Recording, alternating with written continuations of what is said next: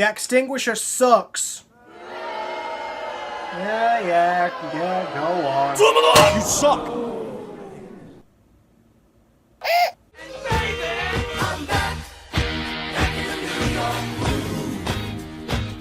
So SketchX's beauty is back, and it has brightened up the lives of many a Pyro main since its inception in the Blue Moon update. And yet, I find it to be quite underwhelming and entirely overrated. Now before I get into this, understand that when I say overrated, that means it's not bad, but I don't feel it deserves the massive praise that it is currently getting. The axe isn't awful in its current incarnation, but it's certainly not great. With the slow speed stats gone sans a 35% longer holster time, the Axtinguisher is no longer a sluggishly slow piece of crap to use. However, it's been reverted to a mini crit on burning players rather than a critical hit, with a static damage penalty of 33%. Interestingly though, its bonus damage is now factored in by the remaining duration of afterburn. With its static damage penalty, the axe now deals 44 damage and 60 damage on a burning target.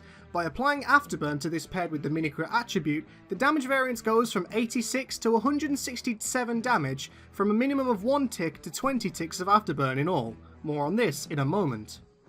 Interestingly, the axe has also been given a big earner style ability in that it gives the Pyro a speed boost whenever he gets a kill on a burning player, an admittedly nice addition, especially since it pays homage to the greatest Pyro main to have ever lived. However, it's not the greatest stat, kind of a little fun thing on the end, so we'll not talk much of it. With the ability to deal 100 plus damage on burning targets back at a faster speed, it was assumed that the Axtinguisher is back from the grave and in a great state again.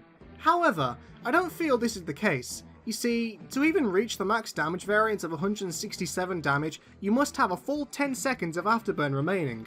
Considering the interval between ticks and the interval between swapping weapons is the same, half a second, you won't be attacking quickly enough. Even with the degreaser, you still have to account for a 0.25 second build up before striking, which is unavoidable. Finally, the only weapon that can apply that full 10 seconds of afterburn these days is the gas passer, with all the flare guns and the volcano fragment only applying 7.5 seconds, and flamethrowers a minimum of 3. With this in mind, most players tend to pair it with the scorch shot, also in hopes that manipulating the second flare would allow you to combo a pyro with the axe. However, since the pyro will not be affected by longer afterburn, this gimmick is sadly null and void, only granting a hit of 86 damage, which paired with the 20 damage hit of both flares adds up to 126. Considering how long it takes to pull off, with the reliance of the second flare hitting, the pyro has more than enough time to move away and to put you down even faster than the time your combo requires, so really it's not worth it. As for other classes, it only has a significant advantage against light classes, but even then, unless comboing with the scorch shot and being in close enough range to not waste time, you won't get much done.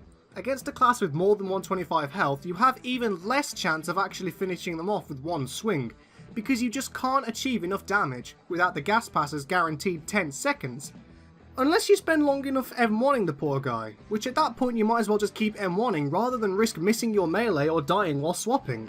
Against demos, soldiers, pyros and heavies, the thing is near useless, as they are simply far too bulky and can endure a hit in most circumstances unless already lit themselves, so in a 1v1 scenario where they are at full health, you're kinda fucked. Also, if you do it from range with the scorch shot or another flare gun, you're spending too much time running at the foe who can easily shoot back or backpedal, time that reduces the damage your swing might actually deal. So in closing, I don't like this weapon, and I feel its reintroduction has faced a lot of blind nostalgia in a way, because I have seen pretty much nobody examining its glaring weaknesses, and have in fact seen a lot of people claiming the whole scorch shot combo versus pyros is somehow viable, when it's in every way counterproductive.